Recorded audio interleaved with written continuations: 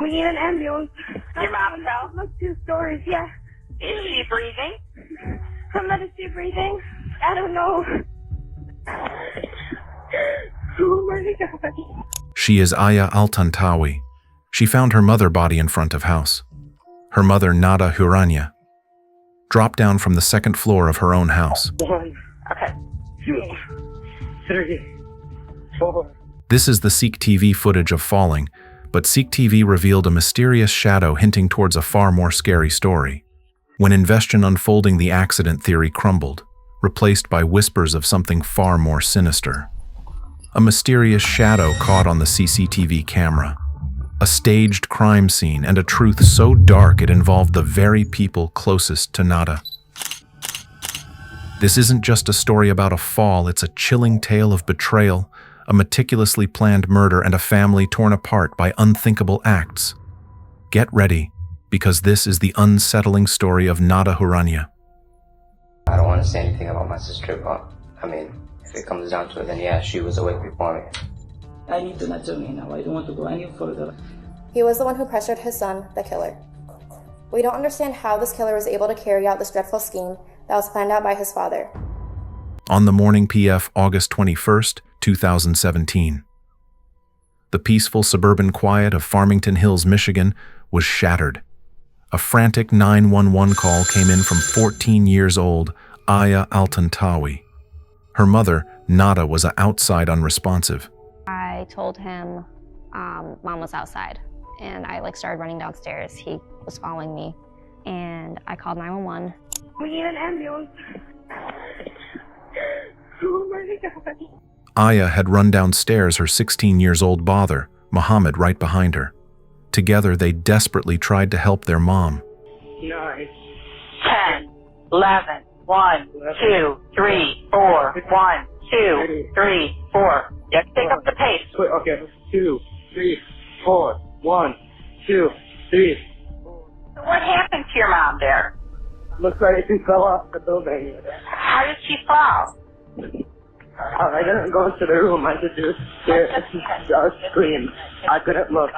Muhammad even started CPR while Aya flagged down the approaching police and paramedics.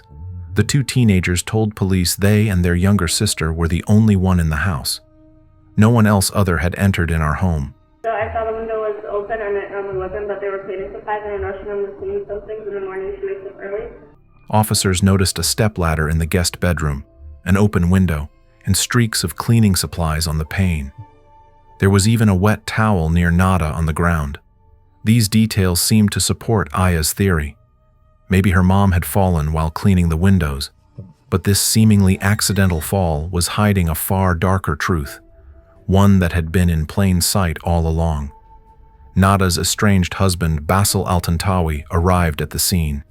He and Nada were separated and in the middle of a divorce, but he was visibly shaken. Despite everyone's efforts, Nada Huranieh was pronounced dead at the scene. The photographs were projected on the screen in the conference room, and our colleague started reporting on the case and said, I believe that she died from those injuries that she sustained. The autopsy report suggested Nada died from either falling or jumping. An accidental fall seemed unlikely. One of the questions was, has your mother ever tried to kill herself? Or was she ever suicidal, depressed, that sort of thing? And I immediately was like, no, she hasn't. And my brother was like, no, actually she has. Muhammad even told investigators that his mom had tried to overdose on pills a few years back, trying to make it sound like suicide was a possibility. But Dr. Lubisha, the medical examiner, studied the photos more closely, and something just didn't sit right. There was a deep kind of scrape right above her mid-forehead. And it struck me that this type of injury to the scalp, I would expect to bleed pretty heavily, but there was no blood there. The enigma here was actually how she came to her death. There is no bleeding from her brain, elbows or legs either. This chilling details implied her heart had stooped before she hit the ground. As investigators dug around asking more questions, a truly devious plot began to emerge. A staged crime. And then a monumental discovery: a security camera placed near where Nada fell. It could reveal everything. They pulled the footage, and there it was, the moment of her fall. But it wasn't the fall itself that was the most crucial discovery, but it was something else: a shadow, an odd silhouette luring near the window, barely visible but doing something chilling, lifting something just moments before Nada's body plummeted, completely unresponsive. And get this: Nada was found lying on her back, an unusual position for an accidental fall. It just didn't add up. The doubts hardened into suspicion. This footage, coupled with her body's position, became the turning point. This was no accident. This was a homicide. Forensic experts confirmed it. Nada's cause of death wasn't from the fall, but from asphyxiation and blunt force injuries to her head. Someone had deliberately suffocated her and then pushed her out the window to make it look like an accident. Her body told the brutal truth. This was a calculated murder. With this new lead, investigators wasted no time. They began questioning those closest to Nada, and one name kept coming up: Basil, her estranged husband. Like, what? What do you mean Nada's dead? I mean, I was crying for weeks and weeks after this happened because she was such a sweetheart. My brain first went to the husband. I mean, we all with did. all I knew. Yeah, we all did. Basil quickly became a prime person of interest. Their relationship had been tumultuous. Basil, once a doctor, had lost his medical license and pleaded guilty to felony health insurance fraud. Their marriage was already under strain, but Nada had started pushing back against his controlling behavior. My dad, at this point, he's in his room trying to close the door, and my mom's outside of the room, and her hand was between the crack of the door and the wall, and my dad slammed the door and closed on her hand.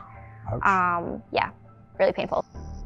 Her daughter had to call the police, and Basil was arrested on a domestic violence charge. He later pleaded no contest, resulting in probation. The court also ordered him to stay away from Nada and only meet his children under a supervision. Then, in 2016, she separated from him and filed for divorce after he allegedly threw her down a flight of stairs. Nada was embracing her newfound independence, becoming a personal trainer, and even seeing someone new for beginning a long life. Being submissive anymore. She wasn't being like, yeah, like, I'll do whatever you want. She's like, I'm gonna be a personal trainer. This is what I wanna do. He absolutely lost it. Her friends testified that Basil absolutely lost it over her choices. One friend recalled saying, "I will always have my daughter, but to my son, I am dead," referring to how Muhammad blamed her for everything going wrong, but made Basil their prime person of interest. The shadow in the footage could very well be him.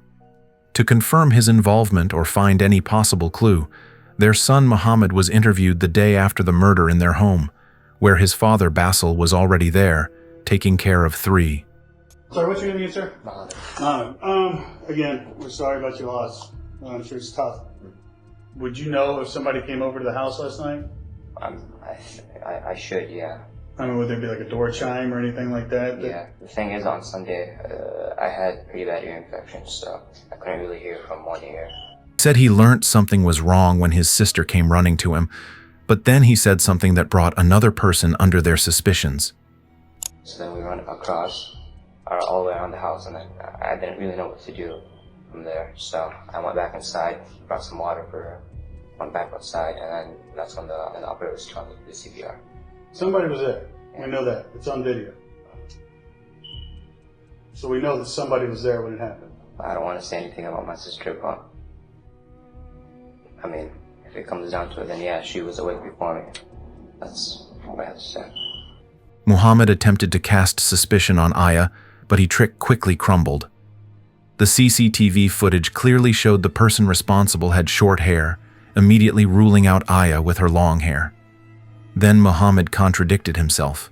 You're telling me right now that you weren't in the room, like maybe helping her clean the windows or holding the ladder or anything like that when this happened, when this accident happened? No. I mean, now's the time. If we're gonna be honest about it, we got to be honest about it now. I saw her walking upstairs with some stuff, and then she said to go get a spray bottle, and then I brought her that, and then that's it, I left. There's gotta be more. I can tell by the way, you're gonna feel a lot better. So we can get this explained out if it's an accident. Is that what happened? It's my mom's life, man. Just tell us. You've gone this far, bud. The detectives also attempted to discuss CCTV evidence, hoping he might slip up. So what time does she normally go to bed? Normally I'd say around 10, maybe. Late 9:30. 9:30 or 10? Do you recall what time she went to bed last night? Around late 7, maybe early 8, I think. You know why she would go to bed 3 hours earlier, or? No. Like I said, we didn't really talk much yesterday. Did you get up at all during the night? Were you walking around anywhere? Nothing. So go to sleep at 11:30. You don't hear anything, don't see anything, don't come out of your room. Get up at 6:30, 6-ish, yeah. And you go into the bathroom, you take a shower. Yeah. You're getting ready for school. Yeah. No, we noticed that, there's a security system here. Do you know how that works? No, I wasn't even aware of that. We had more cameras in the back of the house. We want to get a resolution to this. I know you do too. Yeah. The actions happen all the time. Mohammed's hesitation didn't escape the detective's keen eye. This strongly suggested Mohammed wasn't lying, but might be hiding something far more sinister. Mohammed finally claiming he was in the room with his mother, holding the ladder while she cleaned. When pressed, he spun an entirely different story. He now claimed with low voice that Nada slipped, and despite his efforts to catch her, she had fallen to the ground. He even claimed, "I just wanted to forget about it because I just saw my mom fall, man." I looked down. I didn't want to do it. I was dreaming, so I went to my room immediately, and I just wanted to forget about it. Because I just saw my mom fall, man. They pressed him harder to spill the truth, and at this time, Nada's son Mohammed was ready to break his silence to expose what really happened inside the room in his own narratives. But what exactly might he weave into his words that would raise more questions than answer? But you're telling me right now that you weren't in the room, maybe helping her clean the windows or holding the ladder or anything like that when this happened, when this accident happened? I mean, now's the time. If we're gonna be honest about it, we got to be honest about it now. You remember everything else. It seems like you remember getting water, talking to dispatchers, and doing CPR, and getting up in the morning, getting ready for school and stuff like that. So that happened at that time. So if you remembered all that, you should remember what happened then. Is what we're saying. I mean, if you were in the room with her, then just say you were in the room with her. Like I told you, she was going upstairs to clean the window, stuff like that. And then I went back upstairs, and then she was cleaning the window, and then she's like, in English, bring me something to clean the window with. So I had brought her the spray bottle, and then she already had a ladder in there, or stool, or whatever it's called. She went on the ladder.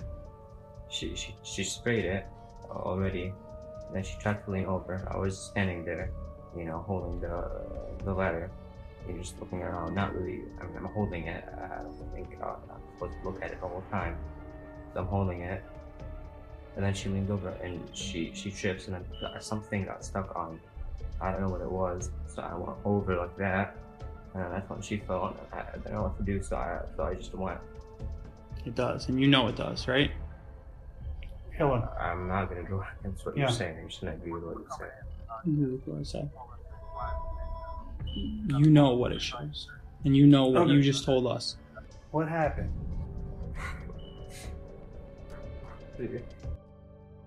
Mohammed clearly attempted to twist a full theory that Nada slipped on her own, and he had even tried to save her, but couldn't, implying it was an accident. However, his statement completely contradicted what the medical examiner affirmed. Nada was already dead before she fell out of the window. This strongly suggested Mohammed was lying. He wasn't telling the truth, but before officers could ask him further, Basil abruptly interrupted them. I need an attorney now. I don't want to go any further. You're investigating a child here. This significant statement highlights the strained relationship between mom and son, Mohammed. As Nada becomes more confident with her newfound life and freedom, the emotional distance between her and her son widens. Additionally, the investigators also made another strange discovery in the laundry room. discovery too strange to ignore when they recalled an odd details that they had noticed on the morning of the murder. Inside the front-loading washing machine, they discovered a small load with just a few items. Through the glass door of the washing dryer, they saw a tan bath mat, along with a pair of Mohammed's jeans and shirt. Small white flakes from the bath mat's coating were loose in the water. This mat, along with the chemically scented towel found next to Nada's body and other similar items throughout the house, raised serious red flags. Even Nada's own friends recalled their last conversation with her, which only seemed to make sense to them now. She said that Mohammed felt that everything that went wrong in the family, everything was all because of her. Blamed And the for more everything. Americanized she became, the worse it got. Yeah. I will always have my daughters, but to my son, I'm dead. However, these things alone clearly didn't explain how a son could possibly kill his own mother. Yet all evidence, despite his age, pointed directly at Mohammed, resulting in his arrest. A long, strenuous battle lay ahead, one that wouldn't only determine his fate but also uncovered a series of shocking events.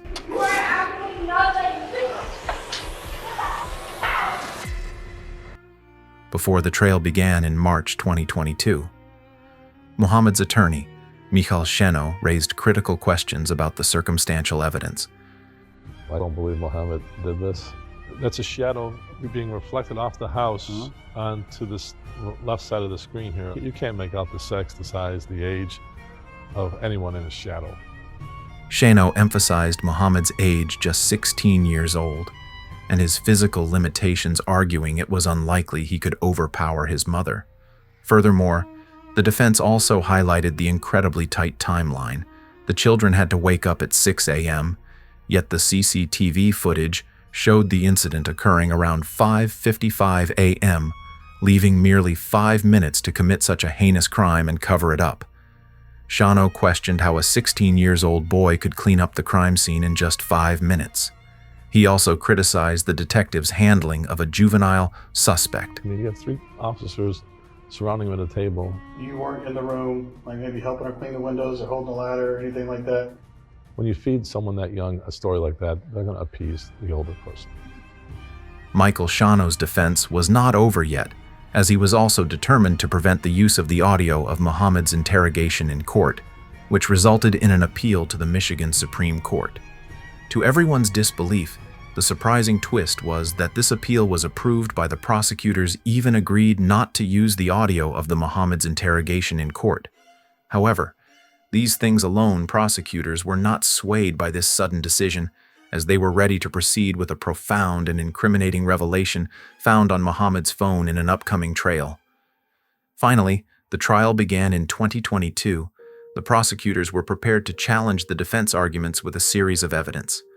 First, the lead detective, Richard Webby, concluded that the crime scene was staged. I saw the Tilex there, and I thought that that was very odd. I've never seen or heard of anybody cleaning windows with Tilex. They also presented their damning piece of clue that left no questioning further. It appears to be a head covered in shorter hair. The witnesses at the time advised that the only male in the house, the only person with short hair, was the defendant. He was very half-hearted. At some point during the time where he's still counting out loud to the dispatcher, the defendant stopped giving CPR altogether. He was just counting. 1, 2, 3, 4. Just when the jury thought it had heard it all, a silent witness told the story itself. That towel found at the scene explained 2 theories at the same time. First, that towel carried the scent of Nada's body, and second, it pointed to the cause of her death. Evidence techs reported as smelling like naphthalene or something to that nature. Some kind of chemical. Some kind of chemical. The findings in the lungs were characteristic of nasal-oral blockage. Somebody putting a pillow over the face, or a cloth, or suffocation. Well, you can think of various things. This all pointed to one disturbing theory. Nada was likely suffocated with that towel over her face. If so, it explained everything against Mohammed's. However, Mohammed's defense lawyer wasn't willing to back down, and defense presented an audio recording where Mohammed claimed a normal relationship with his mother. How are you? Do you and your mom get along well? Yeah, I mean, we're pretty normal. We've been pretty normal for like a while. The only time I told you this morning, we kind of had issues, you could say, at the beginning of like the course case, but that's All right. So, like, how often do you talk to your dad? I'd say pretty, like maybe every 4 days. 3 or 4 days. Your dad pretty close? Yeah. All right. I mean, if you had an issue or a problem, would you go to your dad or your mom? I go to my mom first because she's my, immediately there. Mhm. And then if it's like something major, like my mom can't handle it, then I'll. Okay. Michael Shano's defense further argued that Muhammad shared an equal bonding with both his parents, especially with Nada, his mother. He emphasized his bond, questioning who held harm the person he relied on most, challenging the prosecutor's belief that he saw his mother as protector and problem solver then, indicating deep level of trust. So why would he harm the person he relied on most? Shano had no idea that all the evidence presented by prosecutors were merely the uppermost layer of evidence, whereas beneath the surface, earth-shattering clues were about to be disclosed when the prosecution had a shocking rebuttal that sealed his fate. His contact name for Nada was Dog. That was his name for his mom in his contacts. Claims pointed to Muhammad was responsible for his mother's death. But before the defense lawyer could raise any question about his motive, the prosecutor sealed his fate with damning proof, concluding that Nada was ready to provide criminal evidence that could send Basil to jail. His whole goal was to prevent that deposition from happening on the 23rd, and that's exactly what he did. Those text messages weren't alone to prove his motive. Aya also testified against her father, Muhammad's describing his very aggressive tone towards their mother when the divorce began. When the divorce case started, he was very against it because he kind of saw it as my mother was trying to take my father's money, my father's house, destroy our family, rip our family apart. When your brother addressed your mother, did you tell what kind of a tone he was using toward her? Very aggressive. And my brother basically just responded, "It doesn't matter. You already did this, like you're gonna get what's coming to you." All these expectations culminated when the prosecutor delivered another breathtaking revelation. Muhammad had taken pictures of the crime scene before committing his evil deeds. They were photographs of the same window from which her body was dropped out of on August 21st. This significant discovery on Muhammad's phone clearly explained that he had been scheming his mother's death for a week before he actually committed the act, indicating it was not an accidental, but a calculated and premeditated action, finally leaving no room for him to escape. Despite this whole case, one question still lingered in this detective's mind, and I hope your also. Was he alone when committing the crime, or someone behind in this case? This was answered when a prosecutor presented one final gripping piece of proof that showed that just minutes before the murder, Muhammad's had made 20 calls to his father Basil, strongly suggested Basil also involved, but Basil had a strong alibi. A band he was wearing showed his location far from the crime scene. This completely ruled out any suspicion on him, resulting in no conviction. Is it your belief that your father actually wanted your mother to be killed? Yes. That he counseled your brother to kill her? Yeah. No way to prove that. On the other hand, every piece of evidence pointed to Nada's son Muhammad, leading the jury to find him guilty of first-degree premeditated murder. At the final stage on September 21st, 2022, Muhammad al-Tantawi was sentenced to 35 to 60 years in prison. After 6 months later, Muhammad delivered his speech after sentencing, showing no remorse for his mother's death, which involved his father Basil as well as who only cared about defending his son. Despite their ignorance, Aya was also present there, facing the most tremendous pain of her whole life. I am innocent. I have never wavered, nor will ever waver in that truth. He was a loving, and he's still a loving, caring, supportive human being. I mean, that was my breaking point. The sentencing, I absolutely lost it. I started yelling at him. We're absolutely nothing.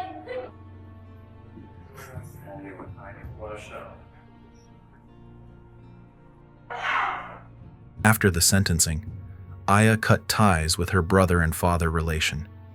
She went into foster care, while her sister remained in her father's care, leading to almost no contact with her too. Now, Aya dreams of becoming a lawyer to stand up for kids like her. Thanks for joining, and remember, sometimes the greatest shadows are cast by the ones closest to us. We'll see you in the next one.